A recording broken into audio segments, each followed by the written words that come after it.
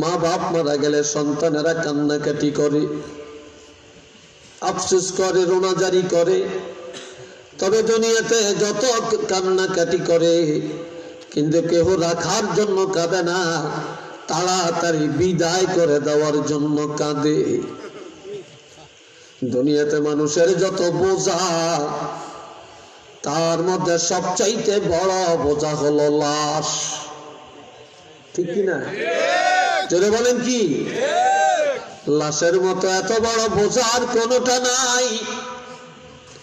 মানুষ যখন জানাজা পড়িয়া দাফন কাফন করে শেষ বিদায় দিয়ে চলে আসতে পারে, তখনই মনে করে তার জিম্মাদারি শেষ হইছে, একটা বোঝা তাদের থেকে পাতলা হইয়া গেছে। নাকি? যতক্ষণ মাটির উপরে এই বোঝা থাকবে ততক্ষণ এটা মানুষের জন্য বড় বোঝা হয়ে দাঁড়াবে। ও বাবাজি আমার, এইভাবে যখন মানুষকে মাটি দিয়া ছেলেরা আপনজনেরা কবর দেওয়া যখন হয়ে যায়, এই কবর দেওয়া পর্যন্ত সন্তানের পাহারাদারি বা ডিউটি চলবে। কবরটা হয়ে গেলে তাদের জিম্মাদারি শেষ, তখন তারা সব একজন একজন করে বাড়ি ঘরে চলে যাবে। তখন আর কেহই খবর নিবে না, কেহই খবর নিবে না। তখন আর কেহই কবর যাবে না, খবরও নিবে না। বাড়ি ঘরেও, এমনকি বাড়ি ঘরে চলে যাবে, তাদের কবরেও কেউ যাবে না। আর আমার আল্লাহ বলেন, যেই কবরে কেউ যায় না, মা বাপকে কবরে রাখা পর্যন্ত সন্তানের জিম্মাদারি, এখন আর কেউ খবর নিবে না। আর আল্লাহ পাক আমাদেরকে এতটা দয়া করলেন, এমন নবীর উম্মত বানাইলেন, এমন নবী আল্লাহ আমাদেরকে দিলেন। আমার আল্লাহ বলেন, আন-নাবিয়্যু আওলা বিল মুমিনিনা মিন আনফুসিহিম। মুমিনের আত্মা যত কাছে, নবী আরো কাছে। আত্মা যত আপন, নবী আরো আপন। আত্মা যত দরদি, নবী আরো বেশি দরদি। যেই কবরে পৃথিবীর কেউ যায় না, খবর লয় না, সেই কবরে যাওয়ার পর আমার নবীকে পাওয়া যাবে।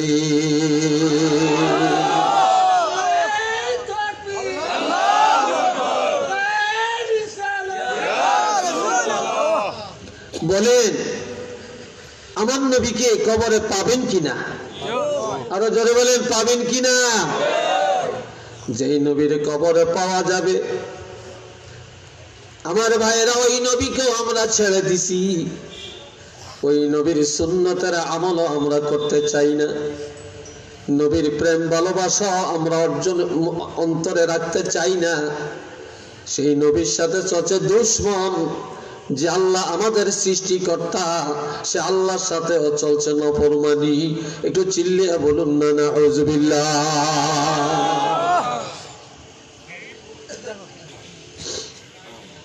আমার প্রাণের বাবাজিরা, এই জন্য প্রথম কথা ছিল আমার, এই দুনিয়া তামাশার জন্য না। এই দুনিয়া হলো পরকাল কামাই করার জন্যে। দুনিয়া হলো আখিরাত অর্জনের জন্যে। দুনিয়াটা হলো আখিরাতের ঠিকানা তৈরি করার জন্যে। আখিরাতের ঠিকানা তৈরি করার জন্যে। কেননা আমার আল্লাহ বলছেন, ইয়াউমা ইয়াকুমুর রূহু ওয়াল মালাইকাতু সাফফান লা ইয়াতাকাল্লামুনা ইল্লা মান আযিনা লাহুর রহমানু ওয়া ক্বালা সাওয়াবা। আল্লাহু আকবার। কম না? আর একটু জোরে বলেন। যেদিন কিয়ামত কায়েম হবে বাবা, সেদিন সমস্ত রূহগুলা দলে দলে কাতারে কাতারে দাঁড়িয়ে যাবে। যত রূহ আছে সব দাঁড়াবে, পশু পাখিও দাঁড়াবে। গরু ছাগল হাঁস মুরগি কুকুর বিড়াল তারাও দাঁড়াবে, সবকিছুর হিসাব হবে। ওয়াল মালাইকা, এমনকি ফেরেশতারাও সেদিন সফা, সফা মানে সব মানে কাতার, সব মানে কি কাতার ধরে ধরে দলে দলে দাঁড়াবে। তবে লা ইয়াতাকাল্লামুন, লা ইয়াতাকাল্লামুন। আমার আল্লাহ বলেন সেদিন কারো কথা বলার ক্ষমতা থাকবে না, সেদিন কেউ কথা বলতে পারবে না, কারো জবান থাকবে না, সেদিন কেউ কথা বলার অধিকার পাবে না রে। এমনকি আদম নবী থেকে ঈসা রুহুল্লাহ পর্যন্ত যত নবী, সমস্ত নবীদেরও জবান বন্ধ হয়ে যাবে। সাহাবায়ে কেরামেরও জবান বন্ধ হয়ে যাবে, আউলিয়া কেরামেরও কথা বন্ধ হয়ে যাবে, উলামায়ে কেরামেরও কথা বন্ধ হয়ে যাবে, নেতা নেত্রীর জবান বন্ধ হয়ে যাবে। সেদিন কেউই কথা বলার ক্ষমতা পাবে না। তবে দয়াময় রাব্বুল আলামিন দয়া করে সেদিন কথা বলার অনুমতি যাকে দিবেন তিনি আমার আল্লাহর সাথে কথা বলবেন। ইল্লা মান আযিনা লাহুর রাহমানু ওয়া ক্বালা সাওয়াবা। সেদিন আল্লাহ পাক দয়া করে মায়া করে যাকে অনুমতি দিবেন তিনি আমার আল্লাহর সাথে কথা বলবেন। এই আয়াত নাজিল হওয়ার পরে হযরত আয়েশা সিদ্দিকা কাঁদতে কাঁদতে অস্থির,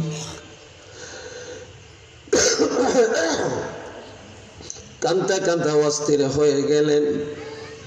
নবী বলে, আয়েশা গো তুমি কাঁদো কেন? বলে, ইয়া রাসূলুল্লাহ, যেদিন কারো জবান থাকবে না, কথা বলার অধিকার কারো হবে না, সেদিন আপনি রাসূলুল্লাহর জবান মোবারক বন্ধ হয়ে যাবে কিনা, বা যেদিন আল্লাহ যাকে অনুমতি দিবেন তিনি কথা বলবেন। তবে আমি জানতে চাই সেদিন আল্লাহ পাক কথা বলার অনুমতি কাকে দিবেন? তখন আমার নবী একটা মুস্কি হাসি দিয়া বললেন, আয়েশা, যেদিন কারো জবান থাকবে না, কথা বলার অধিকার কেউ পাবে না, তবে জানিয়া রাখবা সেদিন আমি রহমাতুল লিল আলামিন, আমি উম্মতের দরদি নবী, দয়াল নবী, আমার জবান মোবারক সেদিন বন্ধ করা হবে না। সকলের পক্ষ থেকে আমি রাসূলকে কথা বলে কথা বলার অনুমতি দেওয়া হবে।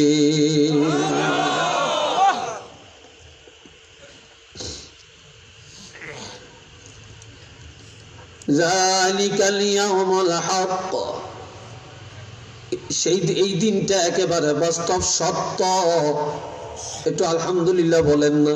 আলহামদুলিল্লাহ, আল্লাহু আকবার, আল্লাহু আকবার, আরো জোরে আল্লাহু আকবার। এখনো বলিয়াম ঠিক মতো দেন না, ইমানি চেতনায় আসে না। জোরে বলেন না আল্লাহু আকবার। এই দিনটা একেবারে বাস্তব সত্য না মিথ্যা? সেই দিনের ঘটনা বলুন সত্য না মিথ্যা? আর আমার আল্লাহ বলেন, ফামান শাআ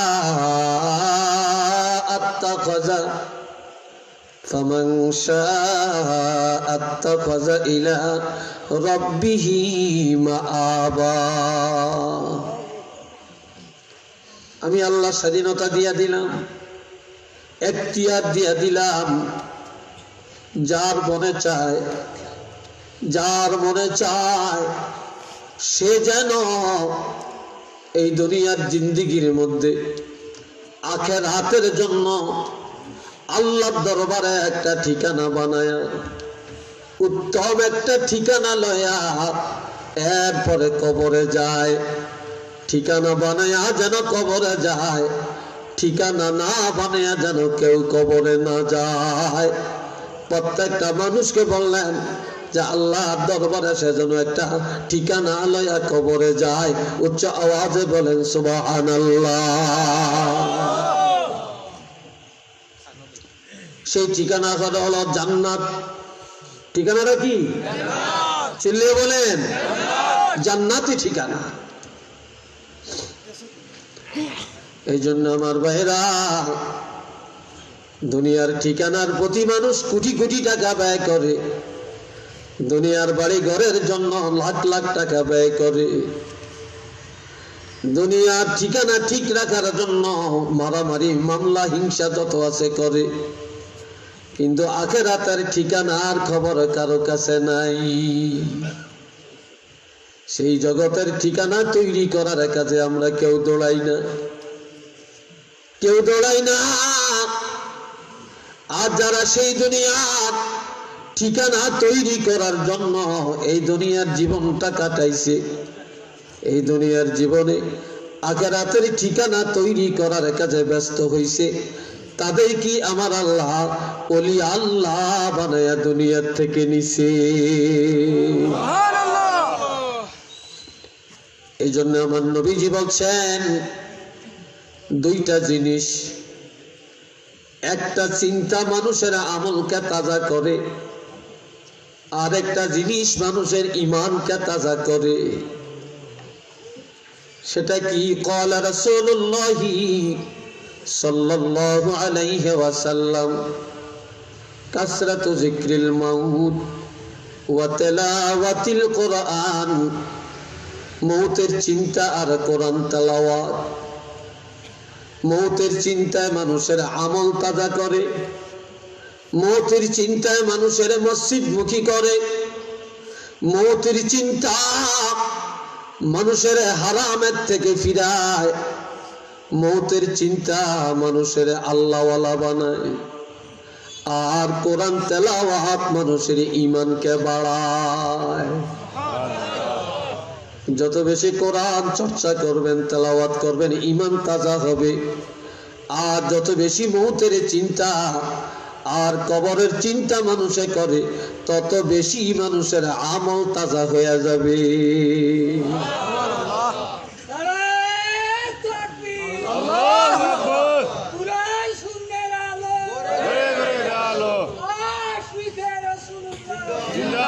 সবাই মহব্বতে পড়েন সাল্লাল্লাহু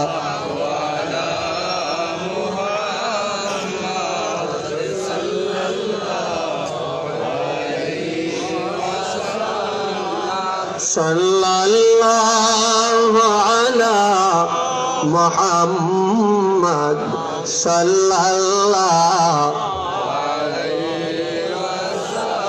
জোরে জোরে সাল্লাল্লাহু আলা মুহাম্মদ সাল্লাল্লাহু